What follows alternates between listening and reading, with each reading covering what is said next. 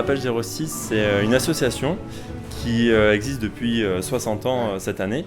Et elle est composée de différents établissements qui du coup se regroupent dans le 06. C'est une association qui œuvre pour les personnes en situation de handicap, pour des enfants qui sont atteints de déficience auditive. La première difficulté du public, en fait, alors notamment sourd, c'est tout ce qui va être la communication, pouvoir s'exprimer et aussi comprendre l'autre. L'internat permet en fait d'aider ces personnes de pouvoir aller dans un milieu scolaire avec une aide ou pas, d'ailleurs ça va dépendre de leur handicap. Ça va leur permettre de plus facilement s'intégrer dans la société, pouvoir s'inclure dans une relation, dans un groupe.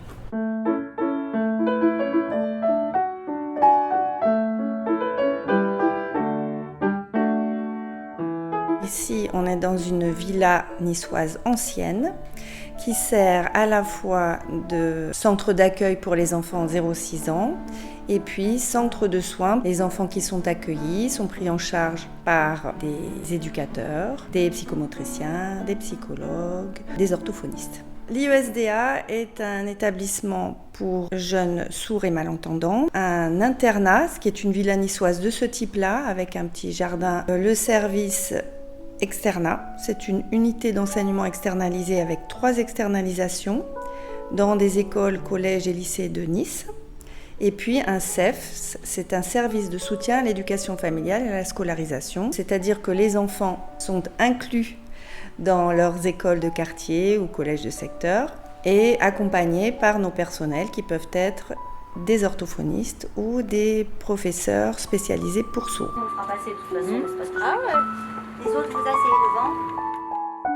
Je suis interprète en français, langue des signes française. Donc j'accompagne des étudiants lycéens et collégiens en classe et je traduis les cours dans lesquels ils sont inclus. Mon frère est sourd, donc j'ai un peu appris la langue des signes quand j'étais toute petite et puis après c'est juste l'amour de la langue qui m'a lancée là-dedans, qui en a fait que j'ai fait mon métier. Donc les valeurs républicaines comme la liberté, l'égalité, la fraternité sont bien entendu défendues par la page 06 et par la page.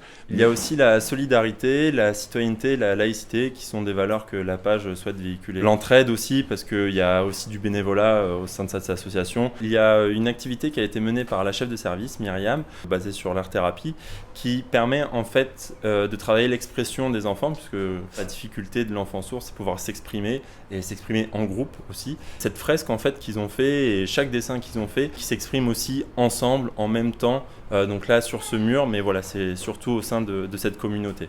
Il y a aussi une activité théâtre. Oui tout à fait, alors du coup c'est une activité qui est menée tous les 15 jours et qui a le même but en fait, c'est de pouvoir favoriser l'expression, donc c'est une expression effectivement cette fois par le corps et aussi si possible par la voix et en groupe, pour que voilà, ils gagnent en assurance et après le transposer dans des groupes plus grands, que ce soit à l'école ou au collège ou au lycée pour les plus grands. La colère, on y va. Le courage.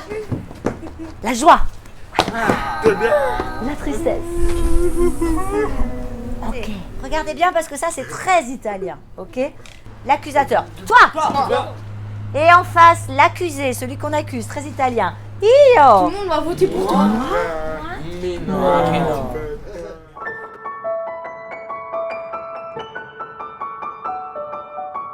Je suis psychologue à la page. Nous sommes dans une école primaire à Jean-François Knech à Nice-Nord. Chez l'enfant malentendant, il y a un grand déficit linguistique. Ils ont besoin quand même d'exprimer les choses au travers la médiation du jeu pour permettre à l'enfant une expression la plus ouverte possible sur son monde intérieur, donc en utilisant l'imaginaire. L'enfant exprimera ses fantasmes, ses peurs, son histoire, sa problématique. Il va dérouler tout un tas de choses et à moi de le repérer et de mobiliser la pensée de l'enfant sur sa propre problématique.